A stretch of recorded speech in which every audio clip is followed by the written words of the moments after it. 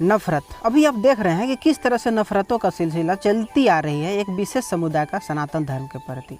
अब तो सनातन लोग ना अपने धर्म की भी आवाज़ नहीं उठाना चाह रहे हैं, या अपने धर्म के लिए आवाज़ उठाने वाले व्यक्तियों का भी समर्थन नहीं करना चाह रहे हैं, या यूँ कहें तो उन्हें समर्थन करने में उन्हें डर लग रही है, क्योंकि देश में ऐसी ऐसी घटनाएं घटी जिसमें कि नुपुर शर्मा का समर्थन करने मात्र से बहुत सारे ऐसे लोग हुए जिन्हें अपनी जान गंवानी पड़ी। हम तो घमंड करते हैं ना कि भारत सनातनियों के लिए हम यहाँ जैसे मन वैसे रह सकते हैं, हम यहाँ पर फ्री हैं, हम अपने मनमौजी के काम कर सकते हैं।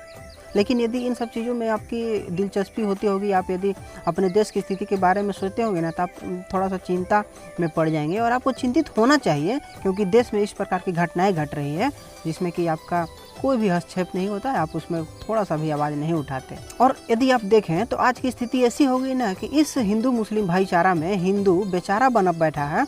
और वही मुस्लिम भाई बने बैठे हैं। अच्छा, ऐसी भारत में कौन सी स्थिति हो गई है यार, जो अल्पसंख्यक कहे जाने वाले लोग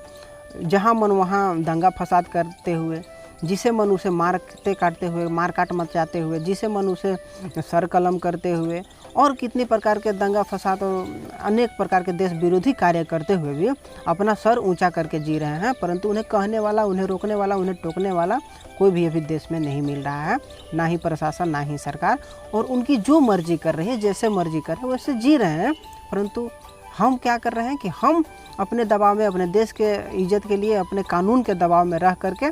वैसा नहीं कर पा रहे हैं और हम उन्हीं का सपोर्ट करते हैं। ऐसी हमारी मानसिकता हो गई है। भारत में ऐसी कोई भी जगह आपको नहीं मिलेगी जहां पर हिंदू के डर से किसी मुस्लिम का पलायन हुआ हो या उनके दबाव में आकर कोई मुस्लिम अपना घर बार छोड़ा हो। परंतु एक वर्षों से सिलसिला चली आ रही है और यह सिलसिला आज भी चल रही है कि मुस्लिमों के डर से, मुस्लिमों के दबाव में आकर के बहुत सारे हिंदू लोग अपना घर त्याग रहे हैं, उनका पलायन हो रहा है और उनकी सारी संपत्ति, अपना घर बार सभी छोड़ करके हमेशा के लिए वहाँ से विदा हो जा रहे हैं, और सिर्फ मुस्लिमों के डर से, उनके दबाव में आकर के। आज मुस्लिमों का इतना मनोबल बढ़ गया है कि वे लोग आज आ करके हमारे सामने खड़ा हो जाते हैं और हमारा दुर्गा पूजा का जुलूस रोक देते हैं, कांवड़ यात्रियों को बीच रास्ते में रोक देते हैं तथा रामनवमी की यात्रा को रोक दे रहे हैं। आखिर इतनी मनोबल उनमें आ कहाँ से रही है? और ये तो हमारी गलती है ना कि हम उन्हें माफ़ कर दे रहे हैं और वे जो चाह रहे हैं वे कर रहे हैं, और हम उनका बस जब ऐसा घटना घटती है तब हम थोड़े से, हमारे खून में उबाल आती है, हम जोश में आते हैं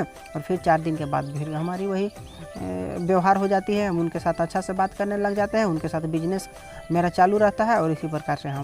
परंतु हम इन सब चीज़ों को देखते हुए भी नपुंसक के भांति बैठे हुए आराम से अपना काम करें, हाथ पर बैठ करके अपने रोज़मर्रा की ज़िंदगी में व्यस्त हैं।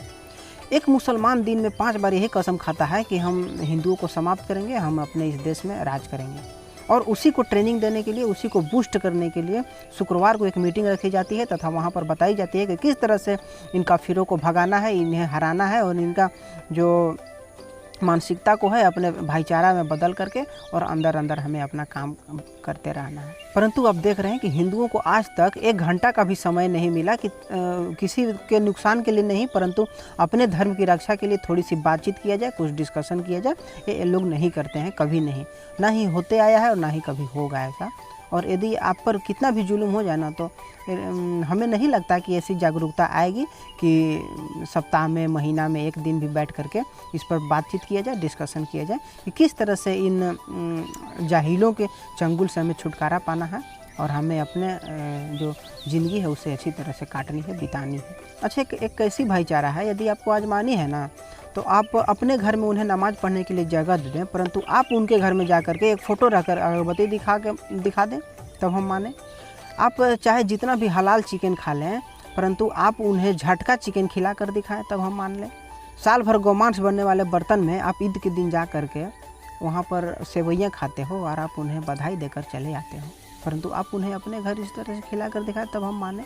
और इसी प्रकार से अनेक उदाहरणें हैं जिससे कि आप भली भांति देख सकते हैं, समझ सकते हैं कि किस तरह से वे लोग हमसे नफरत करते हैं और हमारा कल्याण कभी नहीं चाहते, चाहे आपका लंगोटिया यार ही क्यों ना बन करके वो आपके साथ खड़ा हो।